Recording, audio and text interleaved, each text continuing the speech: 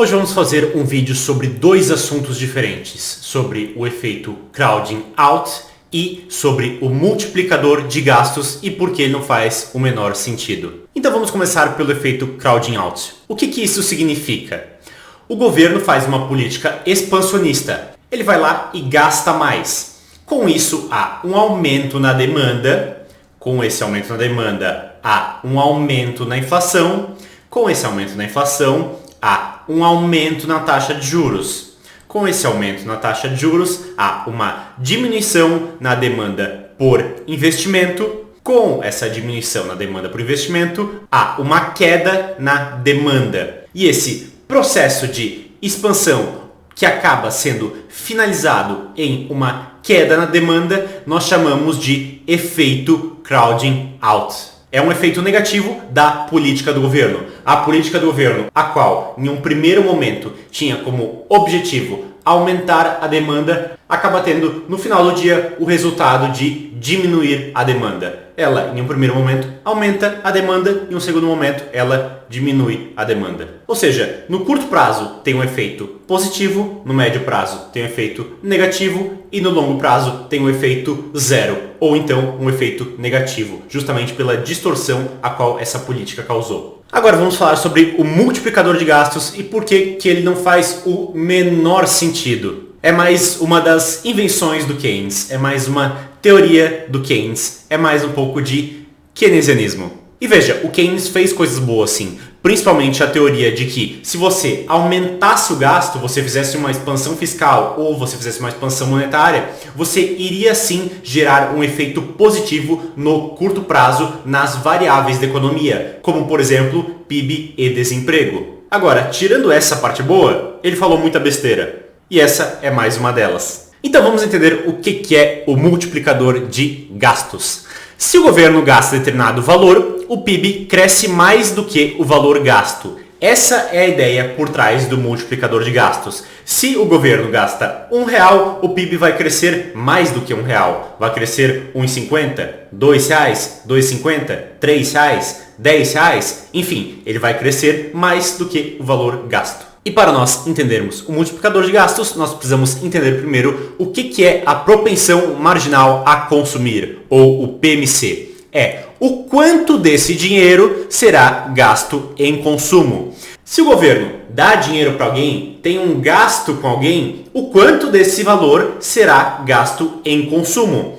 100% desse valor será gasto em consumo? 90%? 50%? 70%? É isso que algumas pessoas vão estudar e vão chegar a um determinado número. Fui lá e dei R$1.000 para essa família. O quanto essa família gastou em consumo? E aí, com esses dados, com os dados de várias famílias as quais receberam R$1.000, por exemplo, você vai chegar ao PMC. O quanto essas famílias, em média, gastaram com consumo. E aí nós temos uma fórmula do multiplicador de gastos, que seria 1 dividido por 1 menos PMC. Essa seria a fórmula simples e nós temos também a fórmula do multiplicador de gastos com tributos, que seria 1 dividido por 1 menos PMC vezes 1 menos tributos. E ali embaixo nós temos um exemplo, 1 dividido por 1 menos 0,7. Esse 0,7 é a propensão marginal a consumir. O quanto que as famílias consomem a cada R$1 que essas famílias recebem, o quanto que elas vão gastar em consumo. No caso, elas vão gastar 70% do que elas recebem em consumo. Continuando a nossa fórmula, menos 0,7 vezes 1 menos 0,4.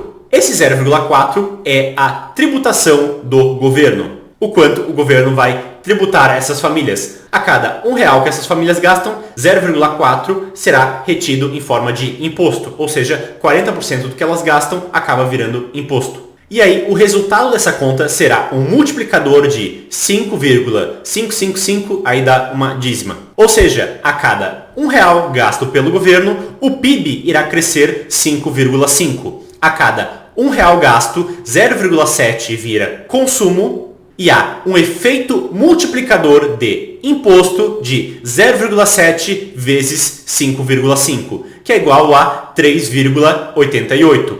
Ou seja, a cada R$1 gasto pelo governo, o PIB cresce 1,6, que seria 5,5 menos 3,8.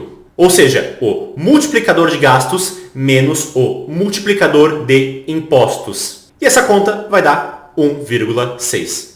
Só que essa conta não faz o menor sentido, porque todo real que é gasto pelo governo, todo real o qual o governo dá para as famílias, acaba virando consumo. O que é algo óbvio. Nós temos aqui a conta de novo do multiplicador de gastos e aqui eu fiz a conta como se o PMC, se o consumo das famílias fosse de 100%. Se esse for o caso, a nossa conta vai dar 1 dividido por 0, ou seja, é infinito. Vamos voltar aqui novamente, porque o que esse cálculo não explica é você vai gastar 70% do valor que você recebeu, mas o que você vai fazer com os outros 0,3%? Você vai enfiar embaixo do colchão? Não, você vai poupar esse valor. Como você vai poupar esse valor? Você vai emprestar esse valor para alguém e receber juros em cima desse dinheiro. E a pessoa que pegou esse dinheiro emprestado, o que ela vai fazer com esse dinheiro? Ela vai investir. O que é investimento? Uma forma de consumo. Ou seja, todo valor que é dado pelo governo, que é gasto pelo governo com uma família, se ele dar R$1.000 para uma família, se ele dar R$1 para uma família, ou se ele dar R$1 milhão para uma família, e ela consumir 70% desse valor e os outros 30% ela poupar, o que vai acontecer? Esses 30% serão investidos e serão gastos por outro agente. Ou seja, a propensão marginal a consumir é sempre 100%. A propensão marginal a consumir é sempre 1. O multiplicador de gastos é sempre infinito, o que é algo óbvio, porque se eu gasto R$100 com o Pedro e o Pedro gasta R$100 com outra pessoa, que gasta R$100 com outra pessoa e com outra pessoa e com outra pessoa, a qual gasta R$100 de novo comigo e depois eu gasto R$100 com outra pessoa e assim por diante em um ciclo infinito. O multiplicador de gastos é sempre infinito, o que é algo óbvio. E as pessoas ficam ensinando o multiplicador de gastos e o multiplicador de impostos keynesianos como se isso fosse uma verdade e como se isso fizesse algum sentido. Isso não faz o menor sentido. O que pode existir é um delay, é um atraso entre o consumo, dependendo do perfil da pessoa, da família, da empresa a qual você irá dar esse dinheiro. Esse consumo pode ser concretizado no curto, médio ou longo prazo, mas esse consumo sempre será concretizado e sempre será de 100%. Espero que vocês tenham entendido o que é o efeito crowding out e espero que vocês tenham entendido o porquê que o multiplicador de gastos keynesiano e porquê que o multiplicador de impostos não faz o menor sentido. Pelo vídeo de hoje é isso, um abraço e até a próxima.